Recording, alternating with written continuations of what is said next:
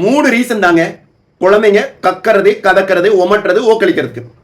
ஏன் ஒரு சில குழந்தைங்க மட்டும் அதிகமாக கக்குறாங்க? அதுக்கான விட இந்த வீடியோல. இந்த லாட்ச் ஒழுங்கா பண்ணி குடிக்காத குழந்தைங்க அதிகமா கக்குவாங்க. குழந்தைங்க பாலை குடிக்கும்பொழுது காத்தையும் சேர்த்து இழுத்து ஸ்வாலோ பண்ணிடுவாங்க. அதாவது என்னன்னா, குழந்தை பால் குடிக்கும் பொழுது மார்காம்பு, அதை சுற்றி இருக்கிற கருப்பு பாகம், இது எல்லாமே குழந்தையுடைய வாய்க்குள்ளார போயிடணும். காற்று உள்ள போகிறதுக்கு இடம் இருக்கக்கூடாது. நிறைய பேர் என்ன பண்ணுவாங்க, குழந்தைக்கு மூச்சு முட்டுன்னு சொல்லிட்டு கொஞ்சூண்டு மார்பகங்களை தான் வாய்க்குள்ளார கொடுப்பாங்க குழந்தையோட வாய்க்கு. அப்படின்னா காற்று உள்ள போகும். காற்றை யாராலையும் அடைச்சி வைக்க முடியாது. அதனால தான் உள்ள போற காற்று பர்ப் மாதிரி வந்து அதோட சேர்ந்து கொஞ்சம் பாலையும் ஃபோர்ஸ்ஃபுல்லாக வெளியில் எடுத்துட்டு வந்துடுது. குழாய்க்கும் வயிறுக்கும் நடுவில் ஒரு பகுதி இருக்கும். அது ஒரு வால்வ் மாதிரி மெக்கானிசத்தில் வேலை செய்யும். அது ஒரு சில குழந்தைங்களுக்கு ஆரம்பத்திலேருந்தே மெச்சூர் ஆயிரும். சில குழந்தைங்களுக்கு 4-5 மாதம் ஆகலாம்.